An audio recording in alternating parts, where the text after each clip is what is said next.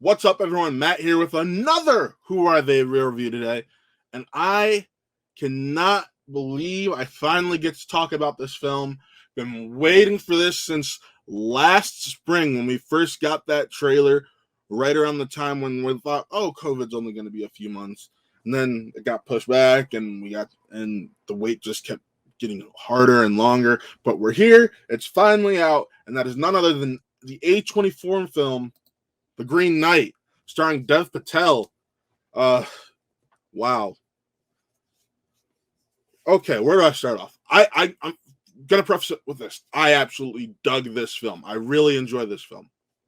However, people who are going into this expecting this very Arthurian, whimsical, fantasy-filled adventure, you're probably not gonna be satisfied. And I think that's something that needs to be said up front. This is not your Lord of the Rings. This is not your this isn't what the general audience is used to when they hear the word fantasy films. And I feel like I myself needed to let that go after I saw the film because I'm like, I really dug this. It's not exactly what I was looking for. But at the end of the day, what it does and what it does well is it tells a very powerful story. And that story is kind of about accepting who you are and growing and becoming someone who's honorable and respectable and accepting your just like your faults and trying to do what's right.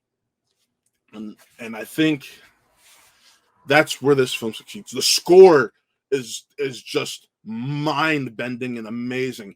It's beautifully shot. David Lowery just does a phenomenal job. But the biggest issue with it is the film is an absolute slow burn. It is a 2-hour runtime that at least feels like 3 to 4 hours. That's my only gripe with it for the most part. Because I'm not going to lie. At one point, I'm like, oh, wow, this has been going for a while. This has to be nearly over, right? Looked at the time. We were only an hour and 15 minutes into it, which meant I still had another 45 minutes of film to go. Which some people are going to call that an issue. Some people are going to call that a strength because that means you're telling this really harrowing tale, which they do. And the things you see Dev Patel's Garwin go through on this journey after the Green Knight comes to Arthur's castle and says, I want to play this game. Send your bravest knight out. He strikes me. I will return the blow 1 year from today in my green chapel. And he must come to me on that day and be ready to accept whatever blow that he gives in turn. And Garwin cuts off his head, which means when Garwin goes to see the Green Knight, he must get his head cut off.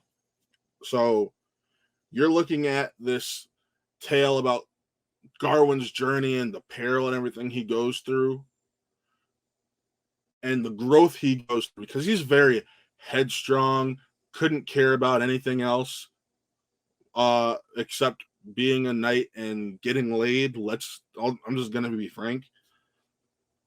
And it's just amazing how much you see the character change from where he started to where he ends up. And I did really dig the film. Dev Patel just he's you don't want to look away. You don't want to look away, and that's one of the key reasons why this film works so well. David Lowery wrote a hell of a story and a hell of a script based off of Sir Garwin and the Christmas story, or the Christmas game, excuse me. And I honestly, I wanted to give it a 5. I can't give it a 5.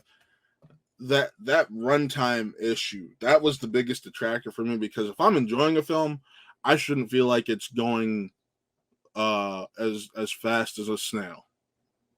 And I should be more excited that there's 45 minutes left, instead of being like, oh, there's 45 minutes left.